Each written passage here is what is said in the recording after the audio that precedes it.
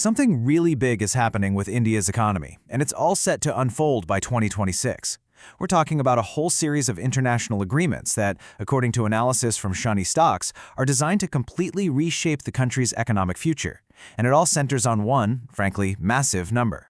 Yep, $5 trillion. That's the goalpost India has set for its economy. Now, this is way more than just a number they pulled out of a hat. It's a huge statement of intent, a signal that they're getting ready to make a massive leap on the global stage. Okay, so that's a huge number, right? The big question is, how on earth do you even begin to orchestrate that kind of change? Well, it's definitely not about one single policy. It's a really complex, multi-layered strategy that stretches far, far beyond India's own borders. And here's the thing. This whole plan, it's not just about the money. You can think of it more like a moonshot with two main goals. Yeah, one is absolutely to hit that $5 trillion mark. But the other one, which you could argue is even more important, is to fundamentally change India's entire position in the world. And this right here is the real heart of the strategy. This plan is a massive strategic pivot. The goal is to build a more resilient global supply chain by, reducing the world's over-reliance on China and positioning India to become the next major manufacturing hub. It's a seriously bold move to try and rewire the way global trade flows.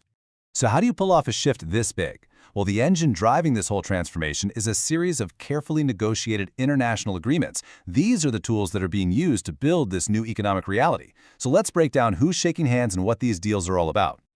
Now, what you're seeing here isn't just a random list of deals. Think of it more like a giant, interconnected web. You've got your free trade agreements with places like the UK and the EU to just blow the doors open on market access. Then you have these super high-tech defense deals with the US and France for critical tech. And on top of that, you have these really forward-looking pacts on green energy and huge infrastructure projects like the India-Middle East-Europe corridor. It's a totally coordinated global push. Okay, that's the big picture strategy. But what does all this global handshaking actually mean for industries on the ground in India? Let's zoom in a bit and look at which sectors are really set to win big from all of this. Well, the analysis we're looking at zeroes in on 5 key sectors that are just poised for some pretty explosive growth. We're talking defense, automobiles, IT, green energy, and textiles. Each one of these is kind of unlocked by a different piece of this big strategic puzzle, and that's what's supposed to create this massive ripple effect across the whole economy. All right, let's dive in. We're going to take a closer look at each of these 5 sectors and see what this all means in the real world. First up, defense. Now, this has been a massive focus for the Make in India initiative for a while now, and these new deals, they're like pouring rocket fuel on that fire. You see, the key here, the really big deal, is technology transfer. These agreements with the US for jet engines and with France for submarines, it's not just about India buying hardware off the shelf. It's about bringing the actual technology and the manufacturing know-how into India, and that directly pumps up the order books for domestic defense companies. All right, let's shift gears. Literally, we're moving on to the auto industry, which is just a huge employer and a real cornerstone of India's manufacturing dream. This is where it gets really interesting. These new free trade agreements with the UK and EU have this fascinating two-sided effect.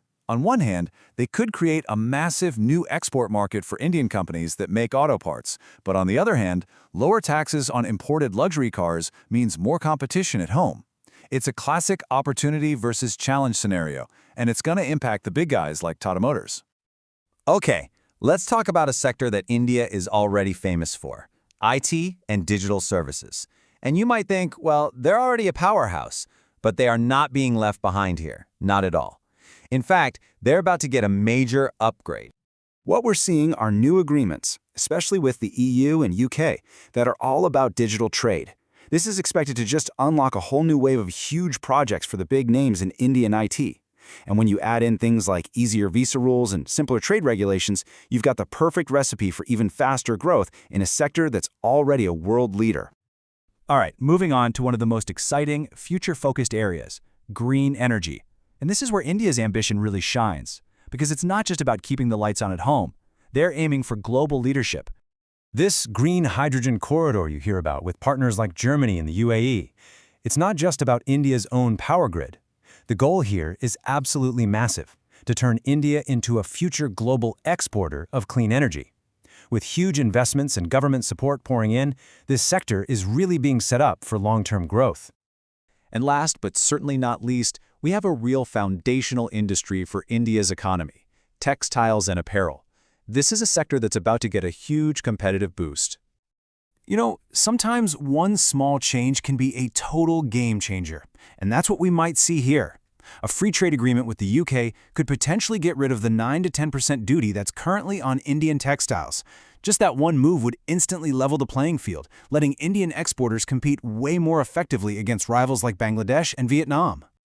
So, we've walked through all these deals, all these sectors. What's the big takeaway? What should you be thinking about all this? Well, the source we've been looking at, SHANi Stocks, sums it up pretty bluntly. They're not just calling it a good year or a smart move. They're calling it, and I quote, the beginning of a golden era for Indian investors. I mean, that's a huge statement, and it really captures the incredible scale of the opportunity that these changes could represent. But let's be real, an opportunity this big always comes with massive risk. The plans look great on paper, but making it all happen is another story entirely. So that leaves us with the big lingering question. With such a huge opportunity comes equally huge risk. Will these pacts actually deliver on their monumental promise?